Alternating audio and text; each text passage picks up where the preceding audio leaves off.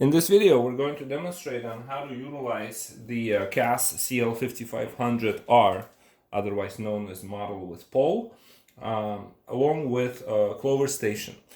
What we're showing here is possible to accomplish on any Clover device, including a Flex, a Mini, or a Clover station of any generation or model. So basically, there is no physical connection between the scale and the devices. What makes it work is this barcode that we see on a label, and I'm just going to quickly demonstrate how that works.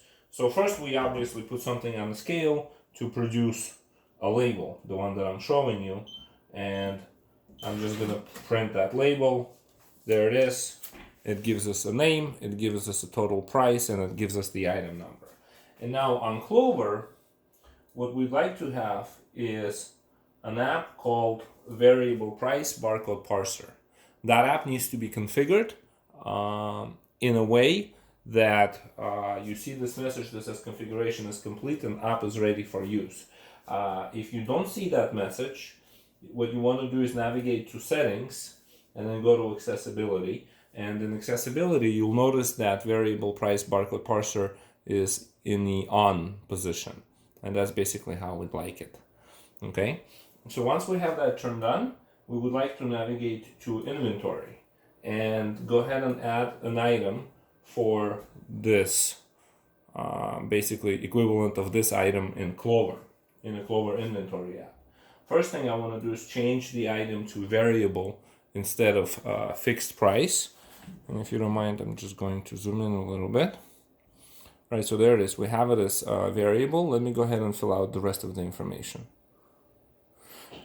All right, so I filled out the rest of the information that is required. Basically, I gave it a name. I made the item to be variable, and I put product code 6 digits long, and basically, I'm ignoring the 0 on the barcode, and then I'm just saying 2 followed by 4 zeros and a 1.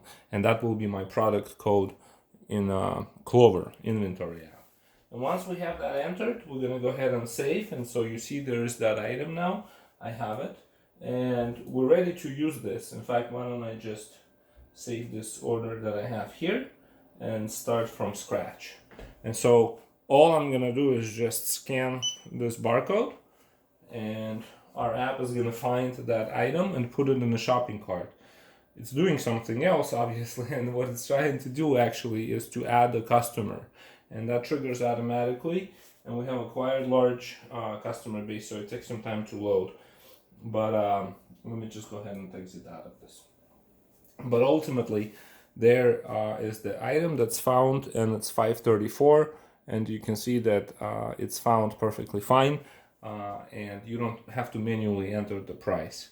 And this was a demo of CAS CL5500R in concert with Clover Station Pro, and we used a barcode parser, Zebra, I believe it's DS22, and so the barcode scanners have to be bought from Clover in order for this to work in the way that I showed you.